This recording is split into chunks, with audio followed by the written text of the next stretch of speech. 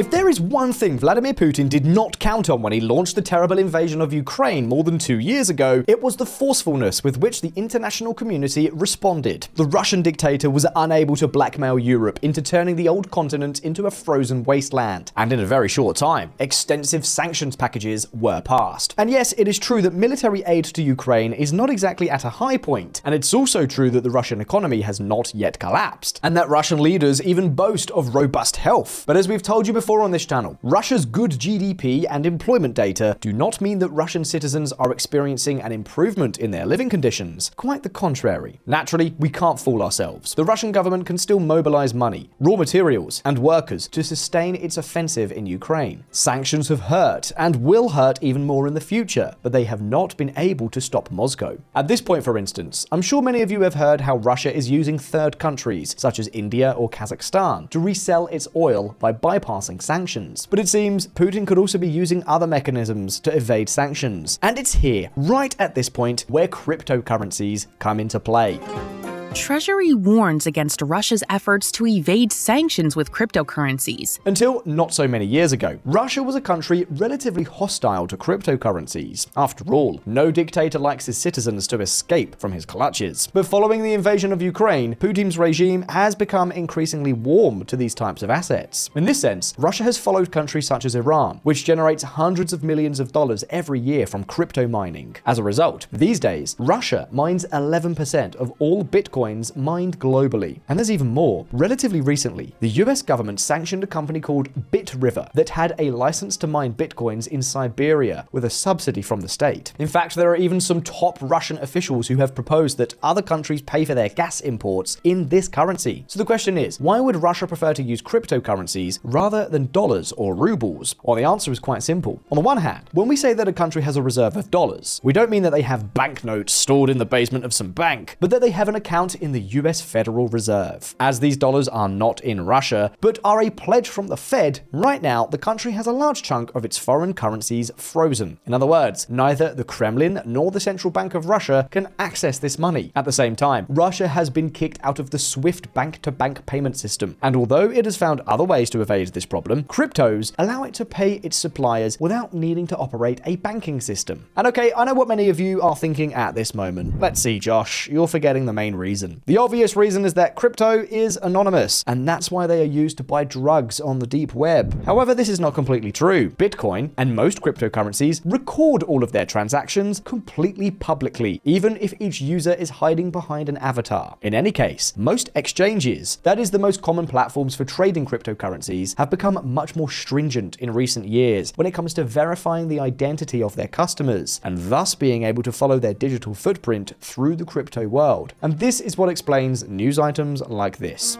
Binance blocks Russian accounts affected by sanctions. In the same vein, Coinbase, the largest American exchange, has blocked 25,000 wallets associated with Russia. This is not to say that you can't trade cryptos anonymously. To begin with, these exchanges have not always been so thorough with their clients, nor are all exchanges the same. To give you an idea, years ago, a man got Binance to verify his identity as Taylor Swift by uploading a photo of himself dressed as a drag queen. What's more, there are other cryptos, such as Monero, which are much more anonymous. In fact, these are precisely the cryptocurrencies whose prices skyrocketed the most after the invasion of Ukraine. But exactly how can Russia use these cryptos to evade sanctions? Well, Russia can order its central bank to send rubles to the central bank of some other allied country that is not under sanctions. This other country would exchange those rubles for dollars, and with those dollars, crypto coins are bought through trusted intermediaries. These cryptos are moved through various wallets to make it difficult to track their movements. For example, by bundling these illegitimate cryptos with those of other more respectable businesses. Finally, Russia's ally country sells its cryptos for dollars, which would seem to have a legitimate origin, and sends them to Russia. Basically, Russia would be using companies in the crypto ecosystem as an extensive money launderer. And don't think that this is just a possible mechanism that has been proposed without any evidence behind it. Take a look. What you are seeing on the screen is the Vostok Tower. It is the second tallest skyscraper in Europe, and it is in the heart of Moscow's financial district. At least 15 cryptocurrency exchanges are registered in this tower. Naturally, there is nothing inherently illegal with these businesses. But let's be honest, it's clear that not all of them are clean. In fact, the US Treasury Department has already sanctioned some of these exchanges, such as Suex, for laundering $160 million. In fact, the illegal activities of this tower are so obvious that the international press refers to it as ransomware HQ. And no wonder. If laundering $160 million seemed like a lot to you, pay close attention to the following news. US and UK probe $20 billion of crypto transfers to Russian exchange. Yes, $20 billion. You heard correctly. We're talking about the Garantex exchange. Originally, this exchange operated in Estonia, but the country withdrew its license, so now it operates mainly from the Vostok Tower. But perhaps the most striking thing is that this exchange did not use any special cryptocurrency specifically designed to circumvent the law. Not at all. Garantex operated with Tether, the most famous of all stablecoins. That is a crypto with its value pegged to the dollar. Tether has been accused on numerous occasions of not being as thorough as they claim to be in verifying the identity of their customers. But the company has said it knows all of its customers and is cooperating with the US government's investigation. But having come this far, and after all we have told you, the real question is, do cryptocurrencies really move enough money to help Russia evade sanctions? Well, Visualeconomik community, the answer seems quite clear. A resounding no. Let me explain. It's clear that Russia is using crypto assets to evade sanctions, but the money it can launder with crypto is a very small percentage of the total. After all, Russia's GDP is larger than the capitalization of all cryptocurrencies combined, which is about $2 trillion.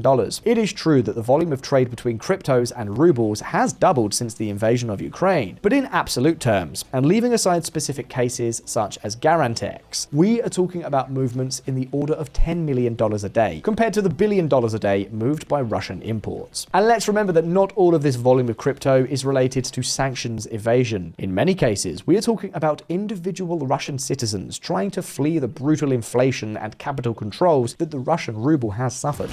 Yellen, no evidence Russia is bypassing sanctions with crypto. And it's not just the US government. Chain Analysis, a company that is dedicated to tracking legal activities through blockchain technology, and one that maintains a close collaboration with the US government, has reported exactly the same conclusion. And FinCEN, the US agency in charge of prosecuting this type of financial crime, has also found no evidence that Russia is using crypto to evade sanctions on a medium or large scale. Rather, cryptocurrencies are being used by Russian oligarchs to try to circumvent the sanctions that fall specifically on them. There is the case of John Desmond Hannafin, an Irishman with a company in Dubai who helped these oligarchs to forge passports and convert their fortunes into cryptocurrencies. But although there are many such cases, they are quite anecdotal. Hannafin's company, for example, moved less than $5 million.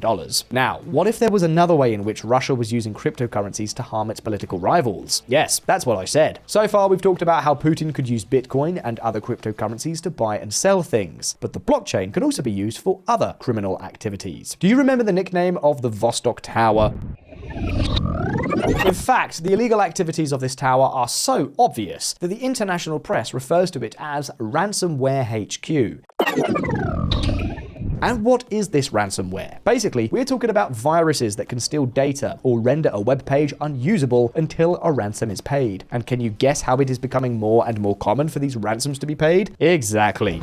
Ransomware actors increasingly demand payment in Monero. When ransomware negotiators push back to pay in Bitcoin due to the anonymity concerns with Monero, the ransomware actors inflate the ransom by as much as 20%. The damage done by ransomware is twofold. On the one hand, it helps finance governments and criminal groups, and on the other, it can affect critical infrastructure in other countries. For example, during the pandemic, a Russian hacker group rendered a web page needed to process unemployment benefits unusable. And naturally, if we're talking about Russian hacker groups, we have to talk about Conti. Conti is a Russian group with very strong ties to the government. Their business model is ransomware as a service, which means that most of the time they act as middlemen, selling their viruses to third parties. They then take around 30% of the ransom. As you can see, this hacker group is by far the most profitable. It earned around $175 million in 2021 alone. As a side note, Conti is such a large group that it has a huge network of employees that it pays pays in Bitcoin, and they even have boot camps and Employee of the Month bonuses. But perhaps the most surprising fact is the impunity with which many of these groups operate. According to a study, 56% of the funds generated by this type of racketeering end up in just 6 cryptocurrency wallets. What happens is that these businesses are very elusive, and as soon as you close one, it reopens soon after with another name, often without even changing the address of the wallet with the stolen crypto. All this explains why last year the US government awarded $500,000 to 2 leading companies in the pursuit of this type of criminal activity.